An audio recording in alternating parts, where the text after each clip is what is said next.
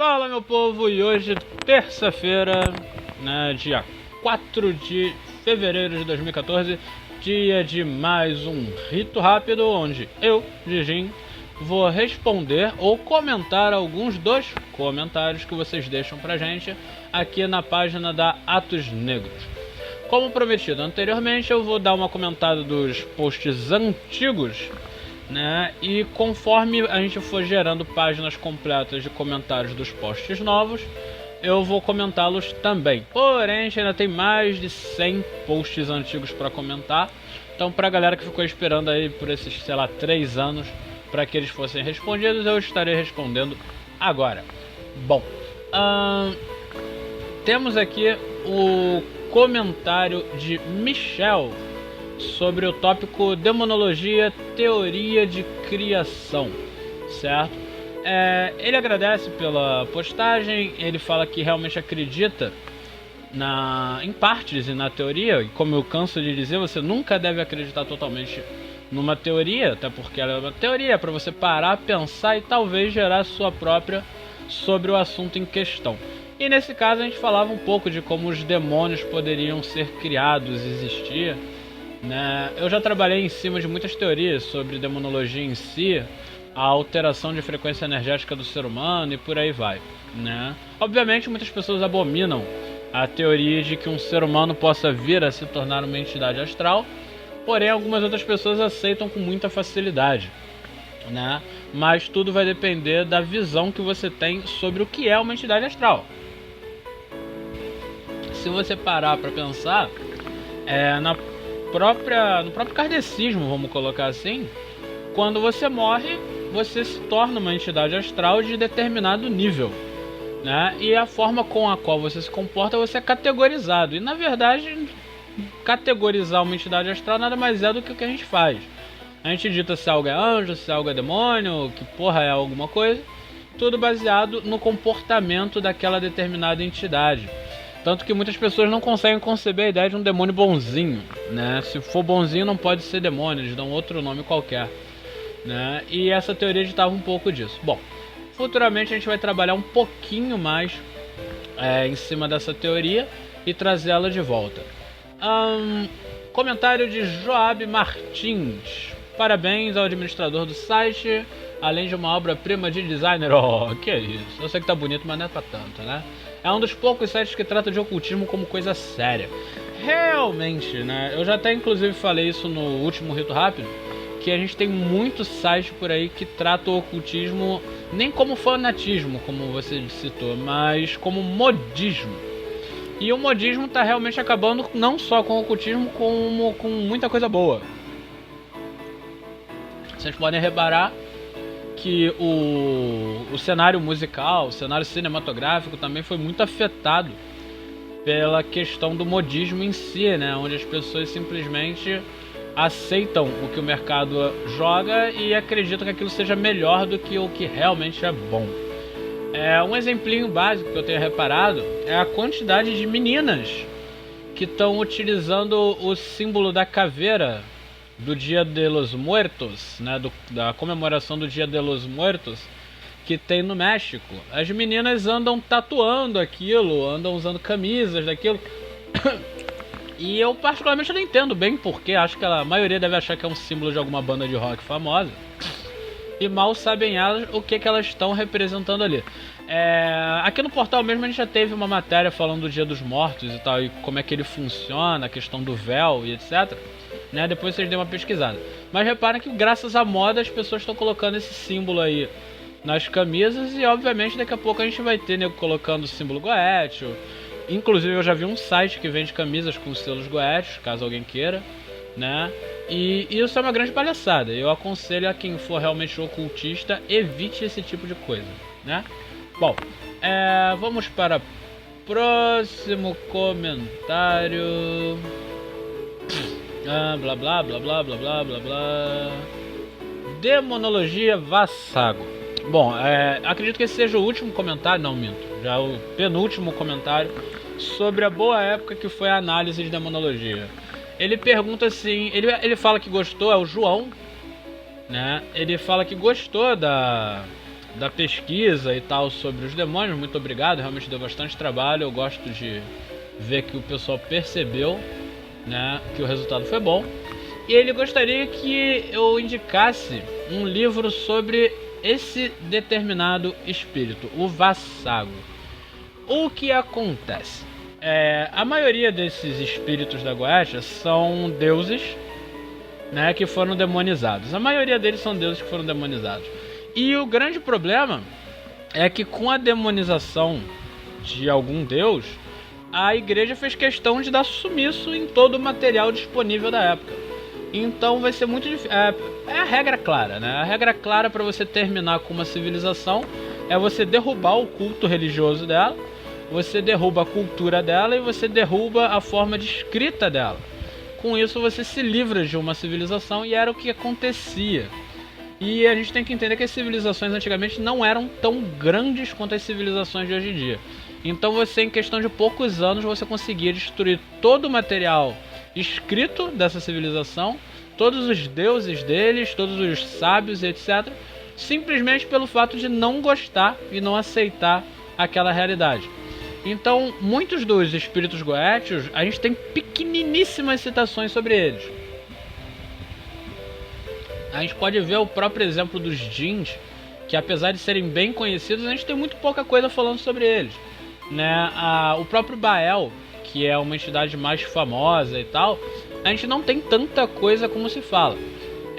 Outros que, apesar das pessoas falarem muito, a gente tem muito pouca coisa do começo deles, são os próprios anjos. A gente ouve e fala muito de anjo, mas a questão da criação em si, as ações deles no começo do mundo, a gente tem muito pouco, né? E a maioria desse material simplesmente desapareceu ou foi tirado de circulação. No caso dos demônios, a maioria foi por causa da demonização mesmo e do apagar de algumas culturas. Então é difícil eu te indicar algum material exatamente sobre o espírito Vassago, né? E é por isso que, inclusive, algumas pessoas aconselham que, ao conseguir fazer a invocação goétia, você já procure invocá-la e tentar entender um pouco mais sobre ela. E se tudo der certo, você vai sobreviver para escrever sobre isso, para que a gente possa ter mais material, certo? Mas infelizmente eu não posso te indicar muito mais material além dos que eu já tenho indicado aqui, que é o Teurgia Goetia, a Goetia Luciferiana, a Goetia do Ford e a do Aleister Crowley, né? Bom, o comentário do Baal foi que eu já falei na última aula. Na última aula não, desculpa gente, no último rito rápido. Então vamos para a segunda página. Deixa eu só conferir aqui como está o nosso timing. Ainda tem bastante. Bom, vamos lá. Visualização de portais. Morse veio comentar. Ele veio comentar que agora ele sabe o que é. E sempre vê, agora só falta praticar com a visualização de portais. Visualização de portais é um capítulo, se não me engano, do livro da Bruxa Solitária. Eles falam de portais naturais, ou seja, portais que a própria natureza gera e que serviriam para então abrir portais para outros planos, outras vibrações energéticas. Cara, se você parar para perceber bem, eles levaram a palavra portal muito a sério, né? Bem literal. Então eles chegam e falam, qualquer 2 galhos de árvore se cruzando vai gerar um portal. Qualquer cipó se cruzando vai gerar um portal. Qualquer teia de aranha se cruzando vai virar um portal. Eu, durante muito tempo, eu estudei sobre esses portais e frequentava, né, um parque florestal aqui no Rio de Janeiro, tentando ver se realmente esses portais naturais tinham alguma utilidade mesmo.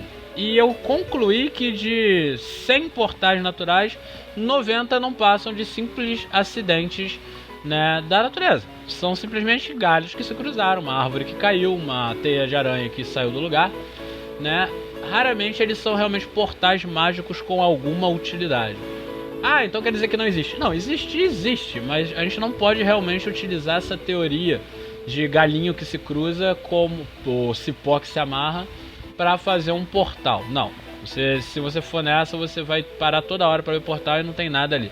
Inclusive tem alguns Wiccas que eles vão desfazendo isso. Eu acho isso horroroso. Logo eles, que deveriam respeitar tanto a natureza, eles são os primeiros a ficar desfazendo os portais porque eles não querem que entidades venham ou que vão pra lá. Jesus Cristo, quanta idiotice. Não tem nada disso. Portais naturais existem, né?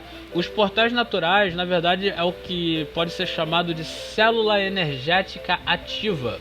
Ou seja, são determinadas áreas que, graças ao seu posicionamento e história, geram uma frequência energética diferente da área ao redor, certo? Então, nessas áreas você vai ter algumas manifestações, certo, ocultas ou espirituais, vamos botar assim, e alguns ocultistas aproveitam esses lugares para fazer os seus rituais.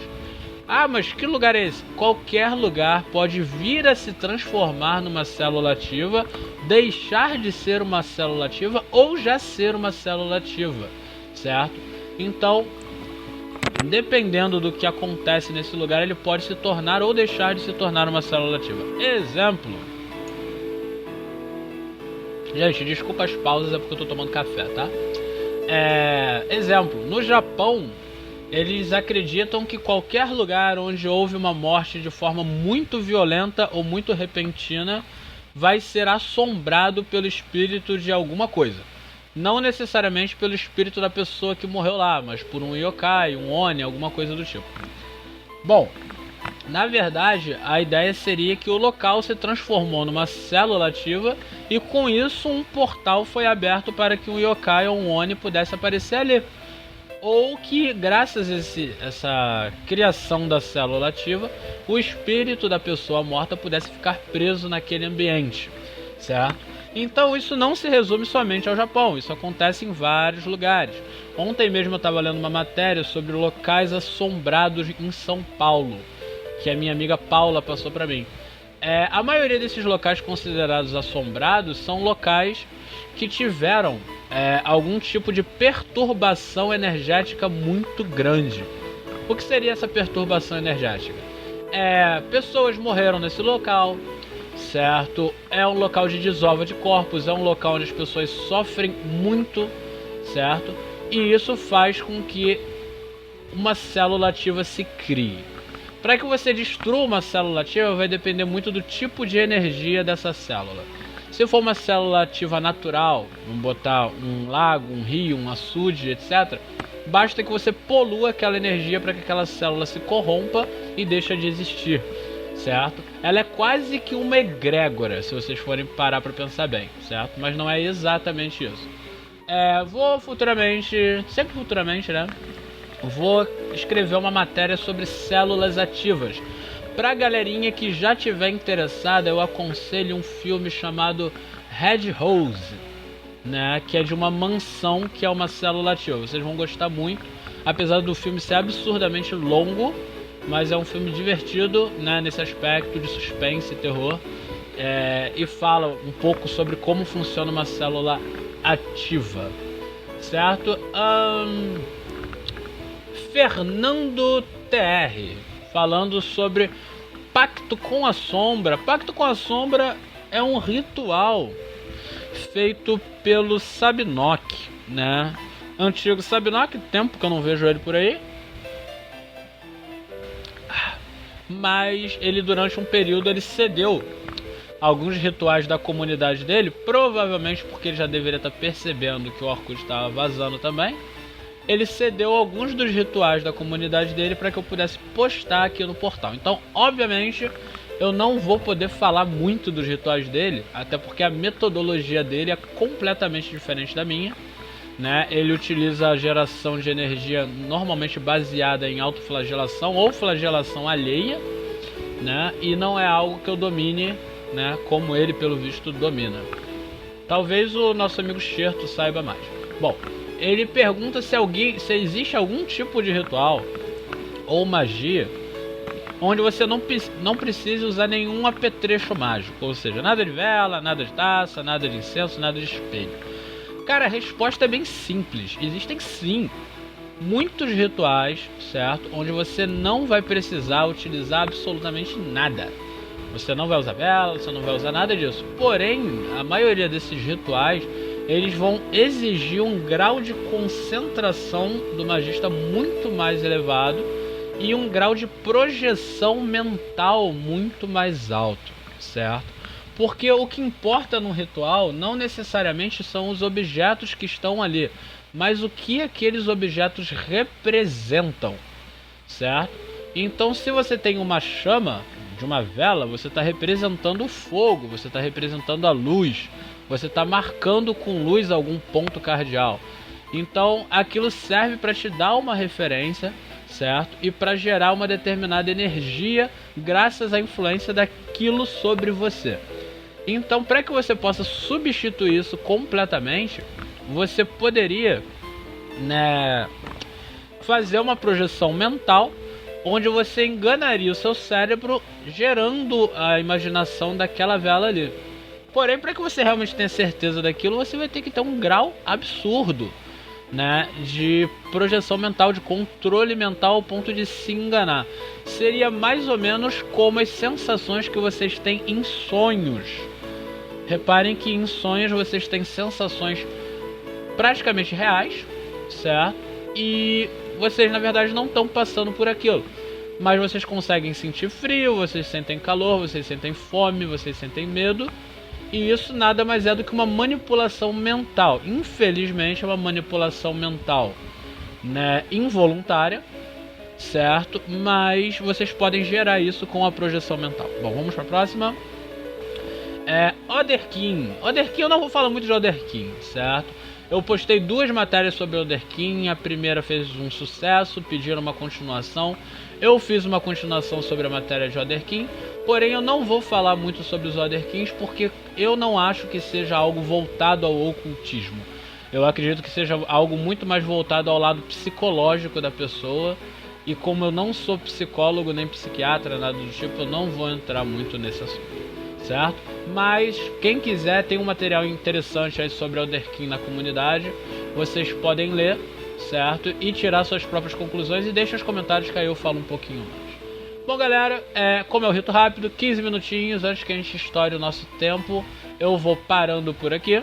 Então, até semana que vem com o próximo rito rápido. Valeu, galera.